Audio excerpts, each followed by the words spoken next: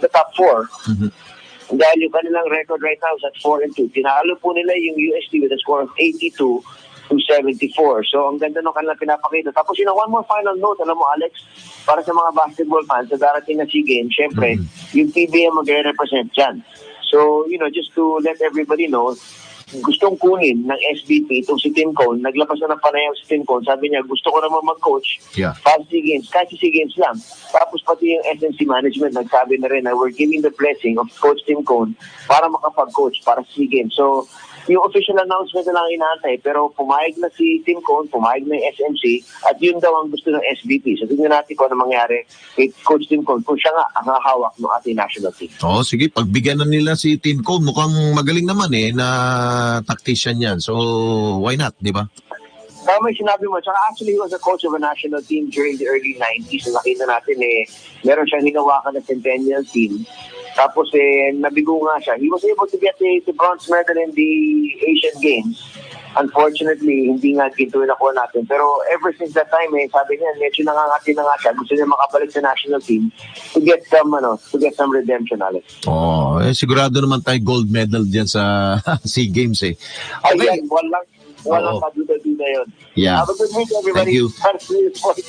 Ito po, si Anthony Suday. Noel Kabangon po para sa Photon. Nagsasabing anumang biyahe ng buhay, basta't may kagapay, kayang-kaya. Maasahan, kahit saan pa mapunta, inaway dala, kinabukas masaya. Kasama mo ako'y mangangarap, matayong nalilipad. Dahil lang maglakbay ng may kaagapay sa biyahe ng buhay ay kayang-kaya, kayang-kaya, kayang-kaya. Iba't ibang biyahe, isang patutunguhan.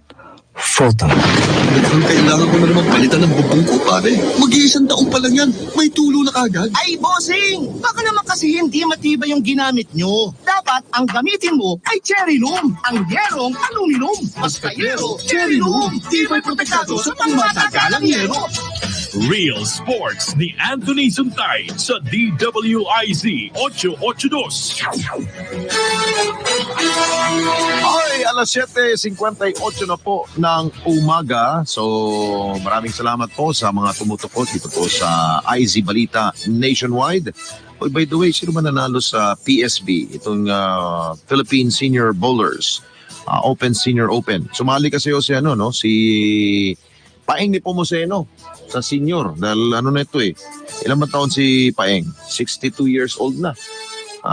So mukhang siya yata nag-champion kahapon sa PSB Open Senior Open Masters. So congratulations, Kapaeng! Magaling. 7:58, susunod na po ang karambola. Bye! IZ Balita Nationwide.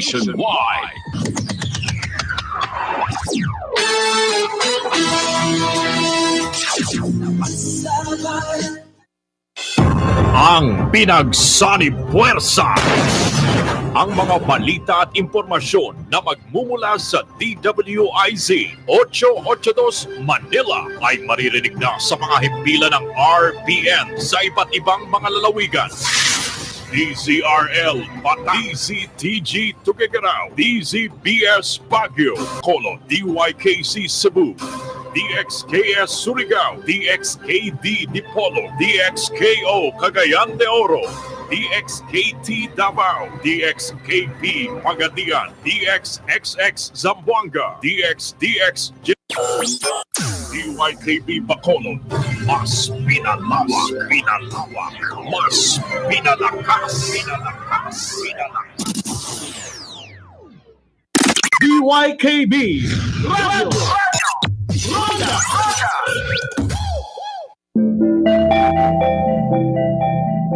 Ginapahibalo sa mga tagpalamati nga mga opinyon, pananawan kag panindugan nga ginapalayag sa masunod nga palatuntunan, iya lamang kaugalingon sa mga natundan nga tagwaragwag kag hindi bilang iya sang tagdumalahan sang RPN DYKB.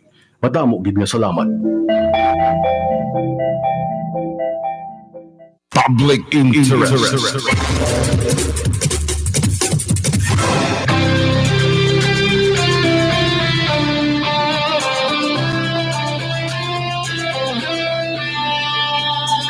Programa naging disenyo para sa pagdulong sa matuod nga nagkakatabo sa palibot nga dapat interes ng publiko ang mga panguna. Public interest. May justisya kag sabat sa mga pamangkot, may kaangtanan sa hilikoton sa aton mga opisyal sa gobyerno. Mga personalidad nga amo ang magasabat sa tao na wala siyang paglimbo. Public interest. Ang inyo alagad na mga pangapin sa interes ng publiko. Ini ang public interest. DONARD NOJAS.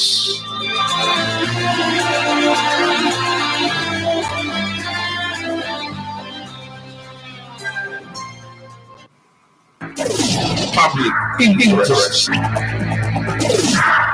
Philippine Standard Time, las 8:01 on a Monday morning. Karon nga adlaw Lunes, September 23rd, 2019. Liwat kita nga mga pangalaga diri sa palatuntunan, public interest. Diri sa RPN DYKB Radio Ronda, 1404 kHz sa inyo nga mga AM radio frequency. Kita ang inyo mabatian sa inyo nga mga radyo, kag ang aton sini nga live streaming, either makitaan or malantaw ninyo sa Facebook Live o kon sa YouTube. Ang palatuntunan public interest mabatian 8 to 9 in the morning, las 8 tubtob las 9, Monday to Friday. Diri sa RPN DYKB 1404 kHz ang nagasigabong nga signal karon sa Western Visayas. Abi-abi na nato ang aton sini nga mga tagpalamati, ang aton nga mga listeners, ang aton nga mga viewers, hindi lang diri sa Bacolod, sa Negros Occidental, sa Western Visayas, kundi worldwide ang mga nagalantaw sa aton sini nga live streaming. Welcome sa palatuntunan public interest. Public interest. Karon nga simana, ang una naton mga biyan nga mensahe is this: sa mga tag-iya sa mga salakyan, gas up, magpagasolina na kamo. Kay buwas sa aga, 6 o'clock in the morning, at least as far as Philippine Shell Corporation is concerned, sa Shell kag Petrogas, may ara big time oil price increase. Why pa nila bota ang September 14 nga attack sa Aramco sa Saudi Arabia? Iniiyami kang tanan pa ni sa trading, no? Sa presyo sang langis sa world market. Kay man may natala na nga big time oil price increase. 2 pesos and 35 centavos per liter sa presyo sang gasolina. 1 peso and 80 centavos per liter sa presyo sang diesel. Kag 1 peso and 75 centavos naman sa kerosene o kung tawag naton gas. Mangin epektibo ini buwas 6 o'clock in the morning of September 24. Pero ang iban, midnight pa lang, mapasaka na. So, best advice, mag-gas up na. Subong ginatunan sa aton sini gobyerno ang posible nga pagbatak o kung ang paglift sang value-added tax sa oil kag iban pa nga mga petroleum products. Kay ginabantayan subong kung ano ang tensyon sa Middle East, especialmente kasunod sa pagsalakay sa pinakadako nga oil production facility sa bilog nga kalibutan, ang Aramco facility in Saudi Arabia. Nga posible magatulod ini nga magtimbuok ang presyo sang gasolina sa bilog nga kalibutan. Amo na nga posible base i-lift no o kon untaton anay ang value added tax ang pag-imponer sini sa oil kag iban pa nga mga petroleum products, no? Amo ni mga biyan ang una naton dalon sa inyong nga balita. Ikadua, sugod karon nga adlaw tubtob Sabado, September 23rd to 28, amo naman ini ang Family Week celebration sa bilog nga Pilipinas. We will be celebrating, or we are right now celebrating the 27th National Family Week anano pa karon nga adlaw ang tanan nga mga government agencies, lakip ang mga state universities and colleges, tubtob lang alas 2 karon ang ila sini nga opisina. Tubtob lang karon 2 o'clock in the afternoon. In fact, si Acting Chief Justice Antonio Carpio sang aton sini nga Korte Suprema, una nagpost sa iya sini iya personal nga Twitter account, later on gin-post ini sa official website sang aton sini nga Korte Suprema nga pati ang korte sa bilog nga Pilipinas up to 2 o'clock kidlang agod datagan ligwa ang mga empleyado, including the judges themselves, nga maka-enjoy sa company sang ila sini nga mga miyembro sang familia. There has never been a time so critical and crucial in Philippine history kay karon mga biyan nga tion, family and marriage are under attack, especialmente tungod siniblang SOGI bill nga ni, no, ining sexual orientation and gender identification and expression, no, SOGI bill, including ini ang proposal parte sa same-sex marriage. Kay ang familia amo ini ang tinutuyo sang pagpakasal, no? Family is at the core and the purpose of marriage. The reason why that a man and a woman enter into a special contract of permanent union is for the purpose of establishing family life. Same-sex marriage will never give rise, no, to a family. Paano abi mag-procreate ang lalaki sa kapwa lalaki or ang babaye sa kapwa babaye? So there has never been a time that the family and marriage as institutions have been attacked, no, sa aton diri sa Pilipinas, no. Of course karon nga aga kabahin, no, sang 23rd or 27th National Family Week celebration, talakayo naton ang konflikto sa isa sa pinakadako nga familia diri sa Negros Occidental, no? Kay pinamilya man ni ang away mo sang pamilya Yanson, no? Amo ini ang resulta sang isa ka disjointed or disunited nga familia, especialmente kung hindi maayo ang parenting. Buhay pa ang Iloy, pero ang Iloy may ginapaboran, may ginapasulabi, rason nga nagkawatak-watak ang pamilya. Bisan sa Biblia, may ginambal dira engineering, a house divided cannot stand, no? A house divided cannot stand. Kag by the way, party man gyapon sa September 23 to 28 nga celebration sang Family Week karon nga semana.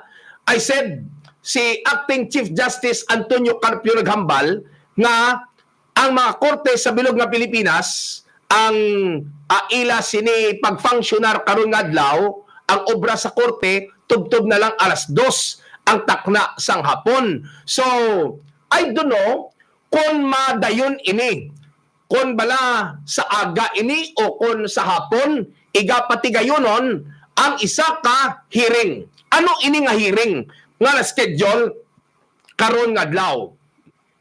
Karon nga adlaw, September 23, 2019, natala na kuntani ang hearing sa Special Proceedings number 19-2771. Ang ini nga Special Proceedings gin-file ini sa korte. Nagligad April 15, 2019 at 9:58 in the morning. Gin-raffle ini kag nagtupa sa RTC Branch 44. Ang ini nga Special Proceedings, ang iya sini nga tig-ulo in re. Ang bot silingon sang in re, no? Hindi in re ha, kayang in re niya Yeso Nazareno Rex Iudeum, no, in re, no? Jesus of Nazareth, King of the Jews. Amo niyang in re. Iniya in re. Ambot siningon, in the matter of petition for probate of the last will and testament of Olivia Villaflores Yanson during her lifetime. Ang petitioner is Olivia Villaflores Yanson herself. Ang ini mga biyan nga petition, amo ini ang probate o kon ginapa-aprubahan sa korte. Agod nga pananglitan, ginapalayo manaton na kung ano ang matabo kay OVY. She is now at 85, no? Kag all of us are going to the great beyond, no? Ginambal sa Hebrews chapter 9 verse 27. For it is appointed unto men once to die. Death comes by appointment. Tanan kita may kaugalingon nga talana nga petsa. Appointment sa kamatayon. So talan kita ang magataliwan. Karon buhay pa siya during her lifetime. Si OVY nagpetisyon sa korte kung paano pahat-paton ang iya sini propiedad. Kag iya giningalanan sa iya sini nga petisyon si GYD, si Jeanette Yanson Dumangkas, bilang iya executor, no? Executor sang iya sini nga last will and testament. Ang ini nga last will and testament kung aprobahan sang korte, amo ini ang last will and testament nga maga-disinherit, maga-diseridar sa apat ka mga mag-ululutod, si RSY, EVY, CYL, ag RJR. Namely, Roy Yanson, Emily Yanson, Selena Yanson Lopez, kag Ricky Yanson. Pero antes na kung mga biyan talakayon ini ang probate sang last will and testament ni OVY, unahon ko ni ang ining isa na naman kakaso. Ini iya kaso kriminal. But this is comical. Kaladlawan tiningkoy ini nga kaso nga ginfile nagligad nga August 30 sa Valyacar Transit Incorporated nga ginarepresentahan sang isa ka naingalan sa kay Gary M. Manayon, ang head sang Material Control Department, no? Take nota ang complainant. Ang complainant hindi natural person. Ang agrabyado diri nga partido is a juridical person. Valyacar Transit Incorporated. Amo ang complainant. Si Gary M. Manayon, no, is purportedly acting for and in behalf of the owners of the corporation Valyacar Transit Incorporated. Nga akiningkoy ang ini nga kaso. Ang ini nga kaso ginfile nagligad nga August 30, 2019 kag nagtupa ini sa kay Assistant City Prosecutor, ang investigating prosecutor sa sini nga kaso nga may docket number NPS o kon National Prosecution Service, no? Magsiling ka sa docket number nga NPS, no? That is National Prosecution Service. Docket number 6-03-INV-19H-0667.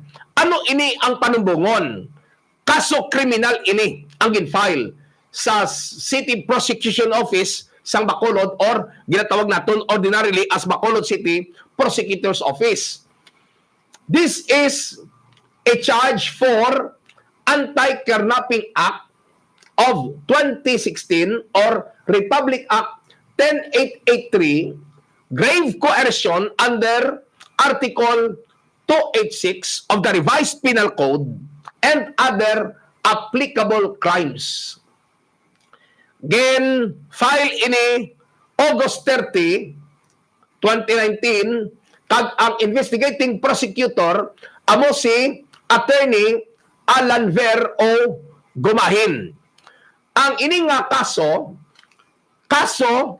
sang Vallecar Transit Incorporated as represented by Gary M. Manayon, bato kay number 1 Ricardo V. Yanson Jr., amo ini si Ricky, si RJR, Roy V. Yanson, si RSY, Emily V. Yanson, si AVY, Maria Lourdes Silina Y. Lopez, si CYL, Jerica Lian Y. Ramos, bata ni AVY, Jerina Luis Y. Ramos, amo ini si Ika Kag-ina, ang kapid nga bata ni AVY.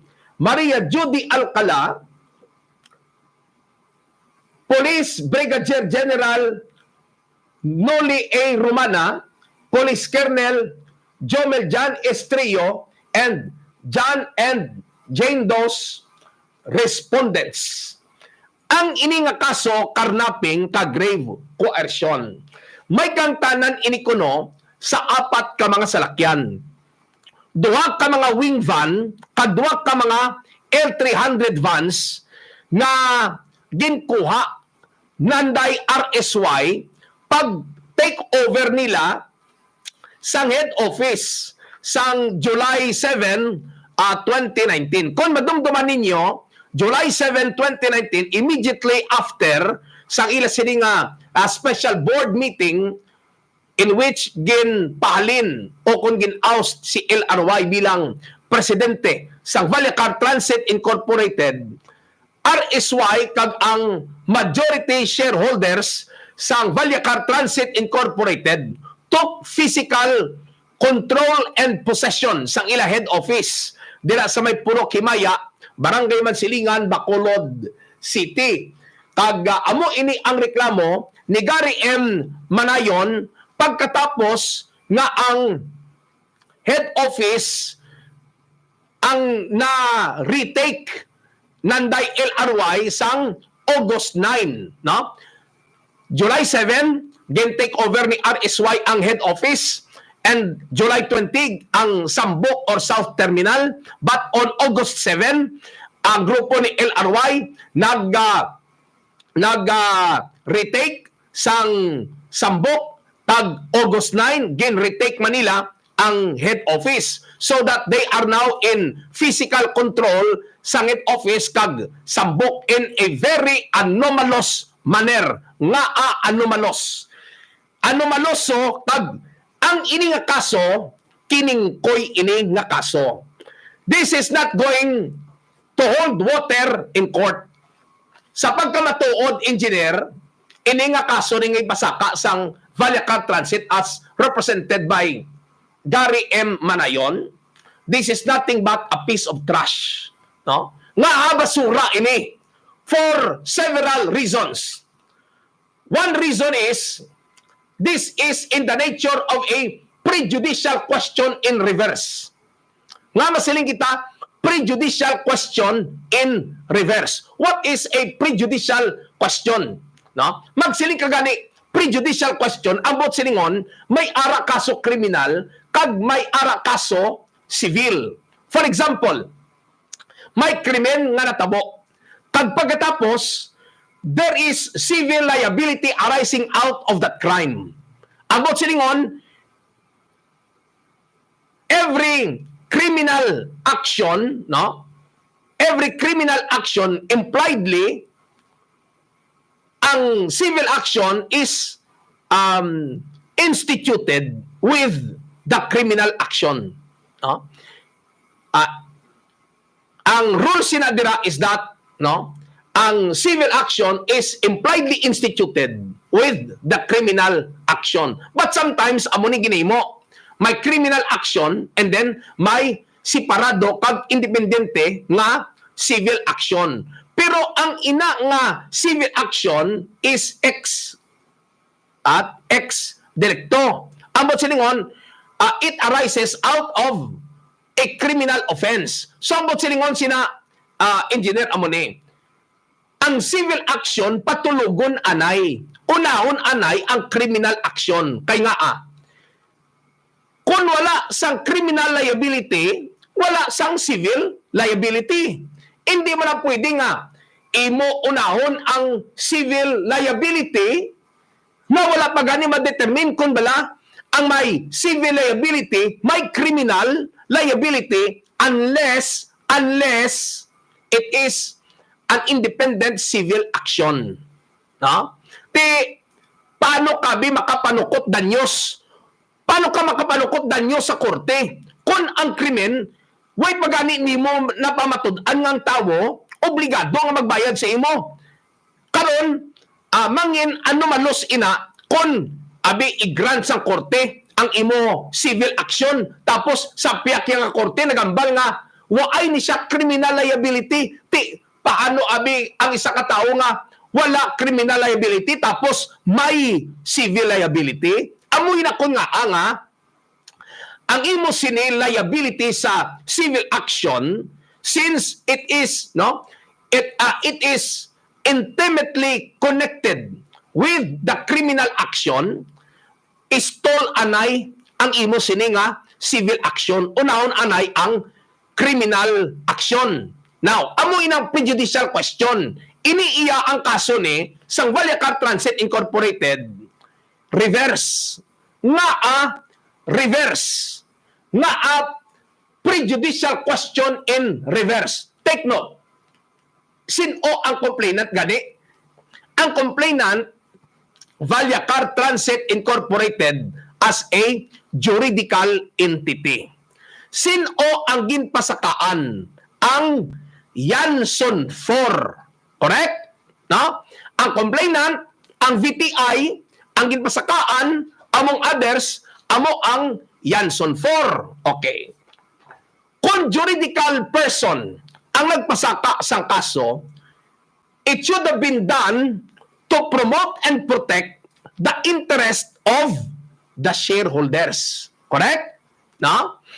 Kung korporasyon ang nagpasaka sa kaso, ang tinutuyo sina para matibong kag maprotehiran ang interes sang mayoriya nga mga tag-iya sang korporasyon.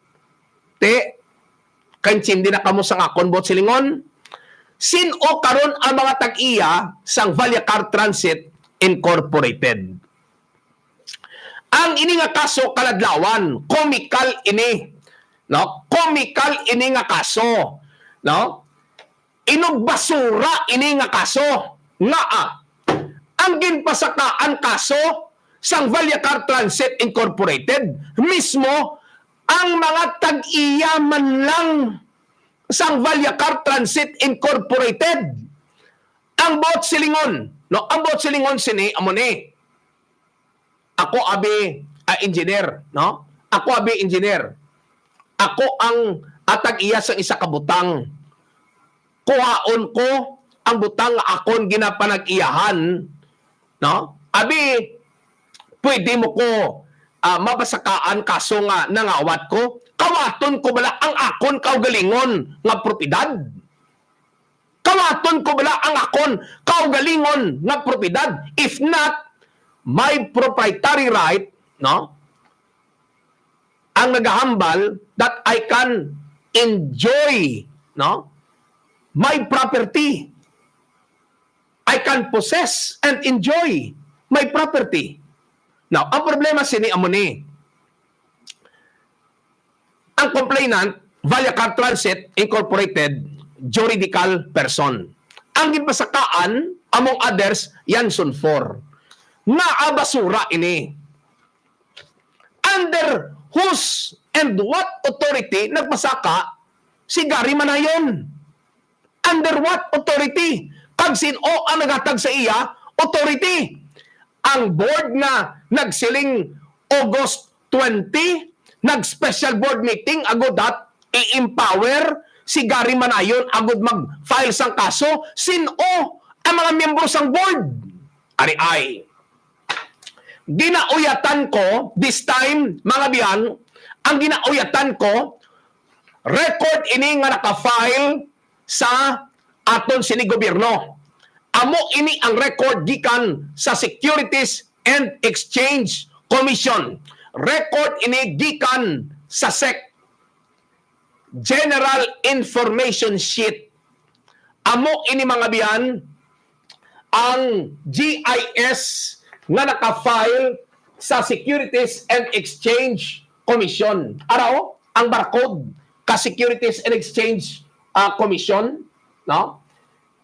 General Information Sheet ini sang Valyacar Transit Incorporated.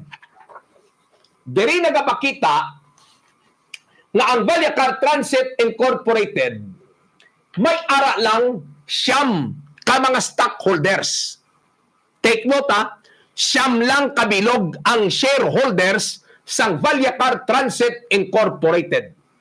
Ang total assets based on latest audited financial statements, 2,252,001,331 pesos and 25 centavos.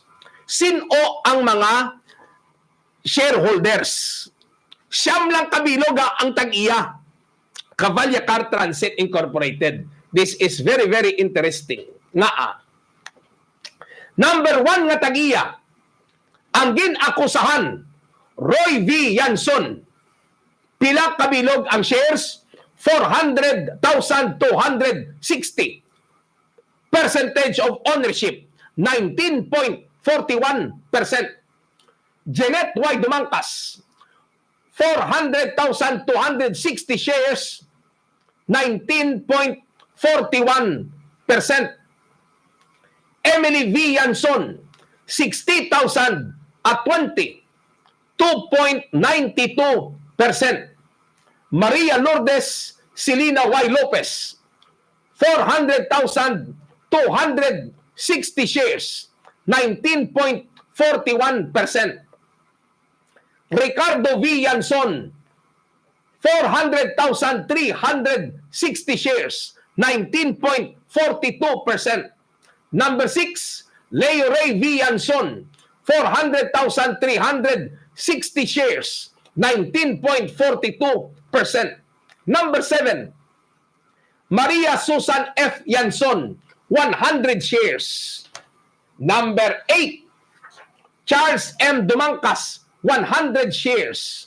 Number 9, Juan Manuel V. Lopez, 100 shares. Now, kung inyo nanutaran, ang kada miyembro sang pamilya Yanson, like RSY, GYD, kag sumuman Silina Lopez, nga may ara sang asawa urbana, ang ilang number of shares, 400,260. Si Leo Ray Yanson, kag si Ricky Yanson, 400,360. 100 shares greater than sa ilang utod. Kay ang 100 shares ni Roy Yanson, ara sa iya asawa kay Susan Flores Yanson. Ang 100 shares ni GYD, ara sa kay Charles Dumangkas. Kagang 100 shares ni Silina Lopez, ara sa kay Manolito Lopez. 100 shares. Susan Yanson, 100 shares. Charles Dumangkas, 100 shares. Pag si Manolito Lopez, 100 shares. Ambot silingon, supposed to be 5 of them, 19.42%. Except Emily, nga 2.92%. Klaro sa GIS, nga ang apat sa gin akusaran dire, ang shareholdings 61.18%. 61.18%. Kita nyo kung ano katinarso ini nga kaso? Valyacar Transit Incorporated, ari ang iya GISO, ang tag-iya, apat kabilog, 61.18%, among gipasakaan karnaping, kabalo ka mo, daw pariyo lang ni, sang nagligad to lang nga kaso nga, ginhambal nga, si Silina nagpalapaw 380 milyon gikan sa Valyacar Transit, gikan sa Manila Purchasing Office, igo mo rahon pagwa sang audit report ka SGV, ang mga abogado na mismo, Poblador Bautista and Reyes Law Offices na gambal, waay kang tanan si Silina, waay labot si Silina sa katuntuhan kag kinawatay sa Manila Purchasing Office sang Valyacar Transit Incorporated. Way labot ang ambal ni Silina beforehand, hambalya. Ako manunubli, ako tag-iya, kawatan ko bala ang korporasyon, kawatan ko ang akon kaugalingon nga propiedad, no? Ini mga biyan sobra pa ni kay nga ang apat, no? Ang apat klaro nga tag-iya.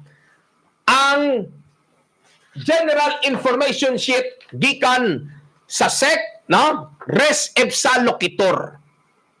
Ang apat amo ang majority shareholders.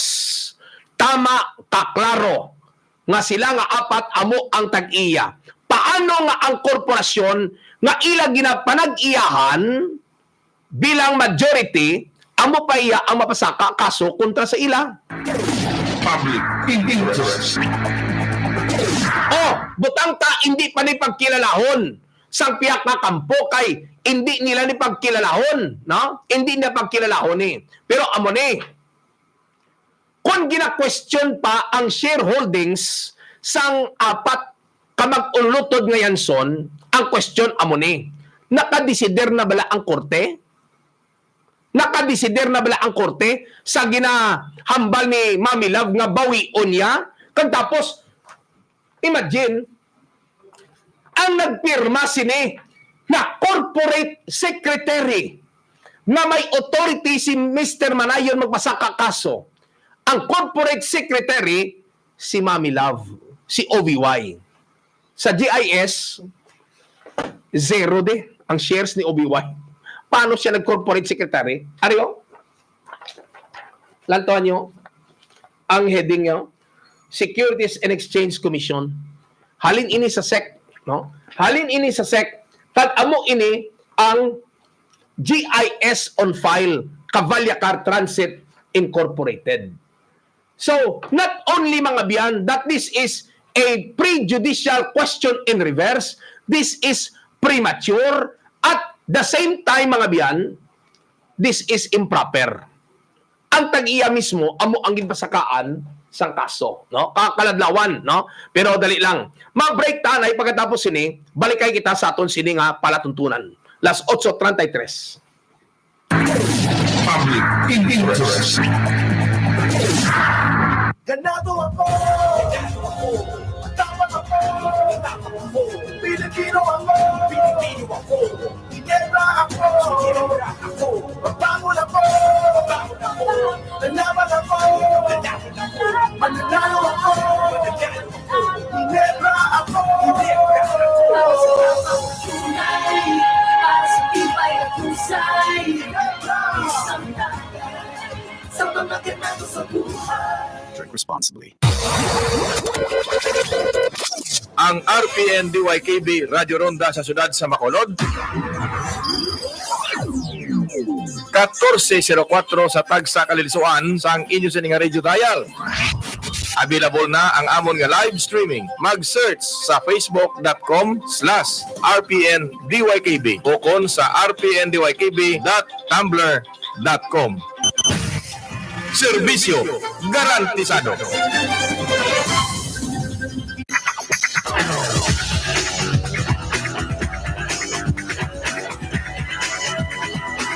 Rondahanay sa aga Weekend Edition. Tinipon nga mga balita, isyo, reklamo, kag madamo pa. Ang katuyuan sini mahatagan pagtamod kag maserbisyuan ang publiko. Diri lamang sa Rondahanay Kunaga Weekend Edition.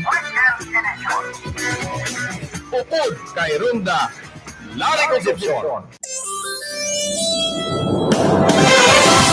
Sa amon nga mga tagpalamati sang RPNDYKB Radio Ronda, Siyudad San Bacolod. 1404 sa tag sa kalisuan sang inyo sininga radio dial sa AM band. Lubos kami nga nagapasalamat sang inyo padayon nga pagsuporta, rason nga paagi sa amon karon bag-o kag ginpabaskog nga signal. Ari kami kag ari naman ang amon nga mga news and public affairs program halin Lunes, tubtob, Domingo. Rudahanay Saga. Alas 6, tubtob alas 7 ang takna sang aga, rondahanay sa aga. Upod. DYKB Radio Ronda. Public interest. Pabalik mabiyan sa aton sining apaga pangalagad Philippine Standard Time das 8:36. Karon nga semana ginasaulog naton ang Family Week. 27th National Family Week celebration. Karon nga adlaw, September 23 Monday, bisan ang korte tubtob lang alas 2 ang pagfunksyonar, no? Tubtob lang alas 2 ang obra sa mga government na agencies, state universities and colleges, including sa aton sining nga mga korte. That's why I am asking kung bala aga o kung hapon ang hearing sang special proceedings may kangtanan sa petition para sa probate sang last will and testament ni OVY sa RTC Branch 44. Now, amo ni kundi nagligad nga October 10, 2018, nagligad nga tuig, si OVY nagpasaka sang kaso. Ang iya ginpasaka nga kaso, parte ini sa pagdemand sang iya sini nga shares, sa ila sini nga mga properties, sang iya nagtaliwan nga bana nga si RBY. Actually, 2013, nagpirmahanay na sila shareholders agreement. 2015, adwa ka bulan kasunod sa kamatayon ni RBY on October 25, 2015, December 16, 2015, nagpirma na extrajudicial settlement, no, ang mga manunubli ni RBY. Pagkatapos, may amendment pagid nga gin patigayon sang December 20, 2017, anano pa mga biyan nga nakibot ang mga kabataan nga sang October 10, 2018, si OVY nagpasaka sang civil case number 18-15199 agud i-demand ang iya nga shares. Ang iya shares sa conjugal properties nila ni RBY. Now, ang mga kaso subject sa mediation, istoryahan, no? Kung pwede pa lang maareglar, istoryahan. Ang appointed mediator amo si Honorable Judge Franklin de Monteverde, no, retired Judge Franklin de Monteverde. Now, ginademand ni OVY nga ibalik sa iya ang 1/7 sang shares sa YGBC. Klaro ina na wala kay OVY ang 1/7 sang shares sang YGBC. Amo na gani nga iya ini ginapangayo sa iya nga mga kabataan nga iuli ang shares sa iya nga iya man ginabanse upod kay RBY as early as 2013. Ginabanse na nila ni RBY. It was actually in the nature of a donation inter vivos. Kag wala man mga biyan, no? Wala man aksyon nga gina-revoke ni OVY ang iya donation inter vivos in favor sa iya apat ka mga kabataan. Now, karon in the process ng mediation, ang ilang schedule February 26, 2019. At this time, nagapangabay pa lang ang mga abogado ni OVY nga iuli sa iya ang 1/7 sang shares sang bilog nga Yanson Group of Bus Companies. Now, remember mga biyan, bisan ihatag pa kay OVY ang 1/7, no? Bisan ihatag pa ang 1/7 kung ang YGBC as a corporation, liwat abi nila mga biyan, no? Nga i-confuse ang mga shares, no? Kung ang tanan abi nga mga manunubli, namely ang anom ka mga mag-ululutod. Kung ang anom ka mga mag-ululutod ang magbalik sang ilang nga shares, pagliwat nga ikatad, no? Liwat nga i-divide ang ilang nga shares, 1/7 ang makadto kay OVY. So, apparently mga biyan amoni ang plastada. At the most, sa gihapon, ang shareholdings ni OVY kag sang duha ka mga Yanson siblings, GYD kag LRY, minority sila gyapon. Kay ang apat still constitutes the majority, no? Because kung ang YGBC is to be divided, no, into 7 equal parts, with OVY getting 1/7, LRY getting 1/7, GYD getting 1/7, 3/7 lang sila, 4/7 kidagyapon. 4/7 kidagyapon. Kanday RSY, EVY, CYL, kag RJR. Amo na nga, bisan diin mo ni balatulokon, as far as majority shareholdings is concerned, hindi na kinanglanon nga judge ka or trained ka nga abogado para nga imo makitaan na ini ang apat, majority gid tama ka klaro. Bisan sa proposal ni OVY nga iuli sa iya ang 1/7. Pero amo ni, OVY kag ang iyang lawyers were negotiating in bad faith. Nga sang natala na ang ila sini mediation on February 26, 2019, February 13 pa lang, ginpanotaryuan na ang iya last will and testament nga nagadis-iridar sa apat ka mga mag-ululutod. Remember, ang ini nga mga events, no, took place way before July 7, 2019. Ang ini nga last will and testament, ginpanotaryuan February 13, may mediation pa sila February 26, ang apat blindsided. Wala gid mga biyan kamaan kanday RSY nga all the while nagamediate si Judge Franklin de Monteverde nga ariglohon ang kaso nga ginfile ni Mami nila, din pang disiridar na sila gali, no? May napreparar na nga last will and testament nga i-disiridar sila, so that on April 15, 2019, ginfile ang petition for the probate sang will ni OVY sa korte sa branch 44. Dira nagapakita nga si OVY kagang iyang mga abogado were negotiating in bad faith sa iya sini nga mga kabataan. At the time nga ila ginapangayo ang 1/7 of the entire share sa Yanson Group of Bus Companies, may ara na siya ginapreparar or napreparar na nga last will and testament nga ginadisiridar ang apat ka mga kabataan. Now, ang highlight sini amuni, tungod will ini may executor. Kag wonder of all wonders kay man ang ginhingalanan ni OVY sa iya petition nga mangin executor sang iya sini nga last will and testament, amo si GYD, si Jeanette Yanson Dumangkas. Ang mga manunubli, ang mga gindis-eridar, not only nga ila gina-resist, ila gina-oppose ang ini nga last will and testament, in the first place, hindi well-grounded ang mga rason.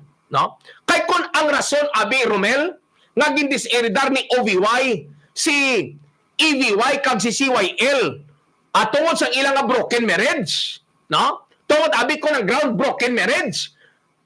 Mami, dira nagabakita na may pinasulabi ka na naman. Hindi ba lang broken marriage man si LRY kag si Pia Ortales Yanson? No? Mamangkot ko, no? Kay Mami Love, kung ang imo ground maging diseridar si EBY kag si CYL, no? Tungod, no? Broken marriages. Hindi man broken marriage si LRY, no? Hindi man niya broken marriage si LRY, no? From Pia Ortales Yanson. Gapamangkot lang ko, no? Gapamangkot lang ko because somebody told me na tani fair lang si Mami, no? Magtatar sa mga kabataan. Now, pero ang worst amo ni designating GYD as executor sang will. Ini daw masulusadya ini kay nga ang mga ginadiseridar kag ang mga manunuble ni RBY kag OVY maga-oponer, no? Hindi lang sa probate sang will kundi especialmente ang pag-designate kay GYD as executor. Ang ground, simple gid lang, lack of moral probity. No? Lack of moral probity. She is not qualified for lack of moral probity. No? Hindi siya kwalipikado. Questionably, no? Para sa ila, ang iya nga kwalifikasyon nga although nga si GYD was eventually acquitted by the Supreme Court sa sining kontrobersyal nga Gargar Lumangyaw case. Ini mga biyan ang kaso nga again desideran sa aton nga korte sang December 13, 1999 absolving Jeanette, no? Yanson Dumangkas gikan sa Gargar Lumangyaw kidnapping with murder case. Just the same, si Jeanette was convicted earlier by the court, no? Gin-convict si GYD earlier. May conviction siya. There is a lower court, she was convicted, no? Let us not forget that. She was convicted. She was incarcerated for 6 years. Okay. It may be argued, no? Pwede na hambalon, no? That before the eyes of the law, si Jeanette is innocent of the crime by reason of her acquittal by the court. Tag hindi mo na ma-question, no? Kay acquitted siya mo sa aton sining Korte Suprema. But remember sa acquittal sa criminal case, no? May bag-oda nga ruling ang aton nga korte nga dapat kung i-acquit ang isa ta akusado, kinahanglan imo i-deklarar kung bala may ara siya civil liability o kung wala. Kung bala ang mga circumstansya that give rise to civil liability may ara o kung wala, no? Short of saying nga dapat i-deklarar kung bala ang acquittal is based totally on innocence. Kay may mga kaso gidman mo nga mga akusado innocente gidman. May ara niya species of acquittal nga ang akusado innocente gid, no? Ginpato-patuan lang, produkto lang sang malicious prosecution. Gin-fabricate ang kaso. May ara gina-acquittal based on that. But may acquittal man nga for failure of the prosecution to establish guilt beyond reasonable doubt. No? Tungod may pagpangduwa-duwa because the court is not morally convinced that the accused is guilty, no? Based on judicial evidence, not based on moral evidence. karon malawig pa na ko ni-discuss naton parte sa moral evidence kag judicial evidence. Ang bot sa lingon sa judicial evidence, kung ano lang ebidensya nga mapresentar mo sa korte. Pero sometimes ang ebidensya mapresentar sa korte, hindi gid man amo ang matutuod nga ebidensya. May ara gid mga biyan, ebidensya ginasiling nga moral evidence, inabalang ebidensya nga sa imo kinaugalingon with a free conscience, you can stand before not only the court of man but before the court of God. Nga why kagid iya, no? Why kagid iya mga biyan guilt feeling, why kagid iya maalis, no? Whatsoever, no? Moral kag judicial evidence. Judicial evidence ang ginabaton ka korte. Ang question mga biyan amo ni. Ang acquittal ni Jeanette, was it based on her innocence or because of the failure of the prosecution to prove her guilt beyond reasonable doubt? In fact, as I said, she was convicted by the lower court, kay ang lower court is a trier of facts. No? Meaning, kung ano yung mga hitabo, ginatratar niya sa korte. Pagsaka niya sa taas nga korte, teknikalidad na lang niya. Kung tandang abogado, mamangita buslot, no? Sa technicality, madismiss ang imo kaso. But nevertheless, she was acquitted, no? She was acquitted. Okay.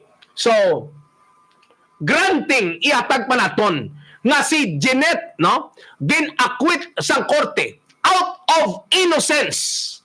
Although well-established sa korte, sa record sang kaso, nga si Gargar kag Lumangyaw ang ginpatay tungod ginbaldog nila si Jeanette 353,000. No? Whether or not nagsugo si Jeanette sa mga tao nga nagpatay sini sa ila, no?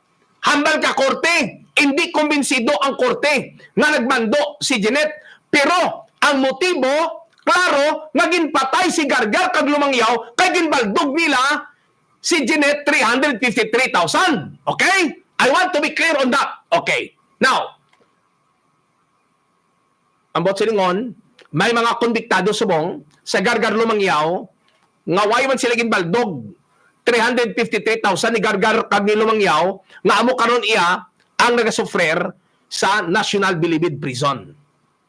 Okay. Butang ta, inosente si GYD as what the court ruled sa iya sini acquittal. Na? Ibutang pa naton nga hindi lang kay napaltahan ang prosecution sa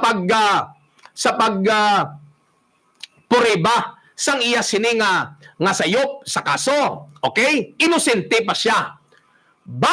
But hindi madula, no, hindi ma-erase that for 6 years si Jeanette na preso.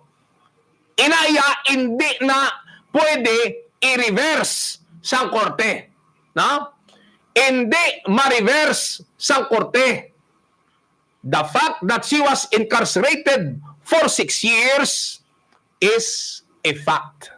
It's an actual event in Bacolod.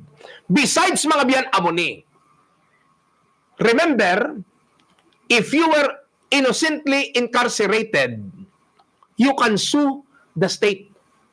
No? I have not heard nga si GYD ang kundi ginbilanggo siya sa Gargar Lumangyaw nga kaso. I have not heard nga ginpasakaan niya kaso ang estado tungod sa iya pagka-inosente nga ginpreso siya. Kay kung if you were innocently charged and incarcerated, you can sue the state, no, for indemnification, for damages. You can sue the state, no? Kay imagine i-deprive kay imo iya sang imo nga liberty for 6 years, mawalay ka sa imo siniya pamilya, mapalayo ka sa imo pamilya, mapalayo ka sa imo nga mga kabyanan, mapalayo ka sa ordinaryo nga kabuhi sang isa ka tawo nga pwede ka makabugtaw sa aga, makapaligo, no? Tapos pwede ka makapamahaw or makapangapi sa mall o kung sa paborito mga bar o restaurant, especialmente sa isa ka tao, isa ka person of means, parehas abi kay GYD nga, pwede ma-enjoy, no? Ang iya siniiya nga kabuhi, no? With the finest restaurants, finest cafes, etc. Imagine for 6 years, you were innocently incarcerated. You can sue the state for indemnification, but I have not heard. I have not heard na si GYD ang nagkaso kontra sa gobyerno to compensate her for the 6 years that she lost, no? Ang anom katuig na nadula siya sa circulation by reason of her incarceration. So, ang bot silingon mga biyan, amo ni, ma-designate executor si OVY sa kay GYD, a person acquitted by the court, but, however, incarcerated for a period of 6 years. So, gina-question karon sang iban nga mga manunuble ang iya sini nga moral probity. Nga kinahanglan ang executor, ang iya mga biyan nga ang iya nga moral standing should be beyond reproach, no? It should be beyond reproach.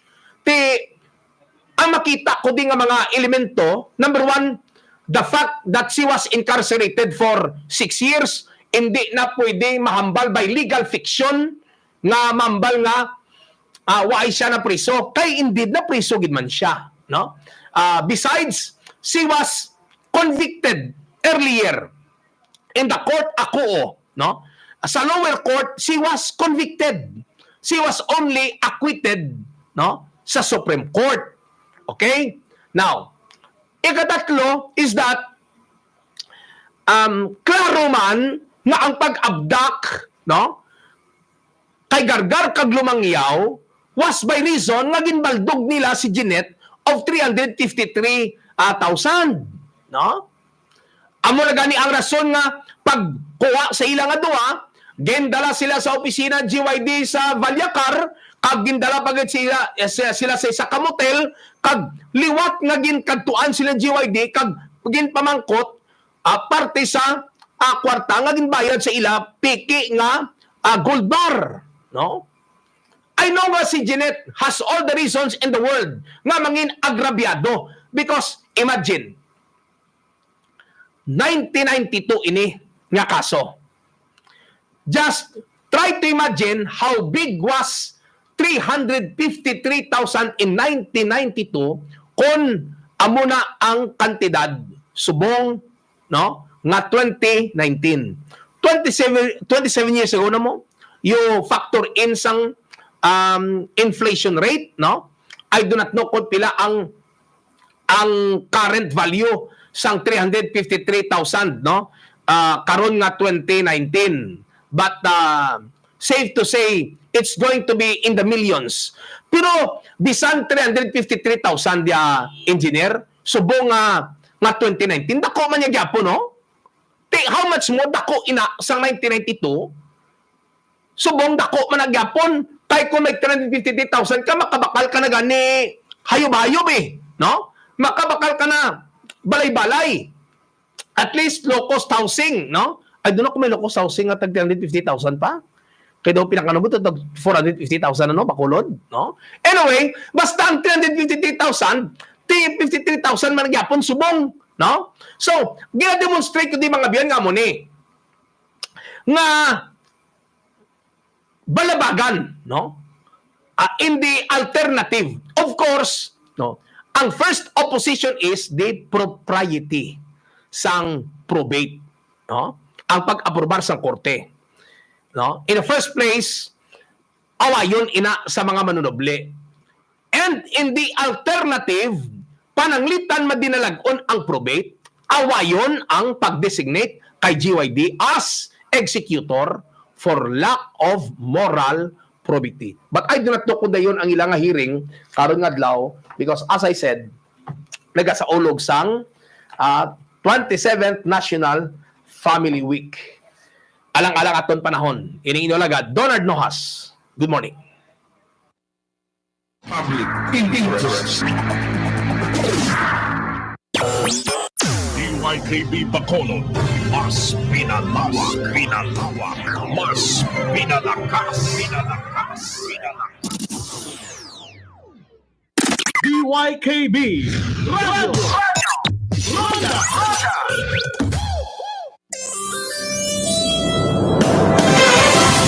Sa amon nga mga tagpalamati sang RPN DYKB Radio Ronda, Siyudad sang Bacolod. 1404 sa tag sa kalisuan sang inyo sa nga radio dial sa AM band. Lubos kami nga nagapasalamat sang inyo padayon nga pagsuporta, rason nga paagi sa amon karon bagko kag ginpabaskog nga signal. Ari kami kag ari naman ang amon nga mga news and public affairs program halin Lunes, Tubtob, Domingo. Rudahanay Saga. Alas 6, Tubtob alas 7 ang takna sang aga, rondahanay sa aga. Upon kay Ronda Larry Concepcion, Lunes, Tubtob, Biyernes. Rondahanay Saudo. Alas 1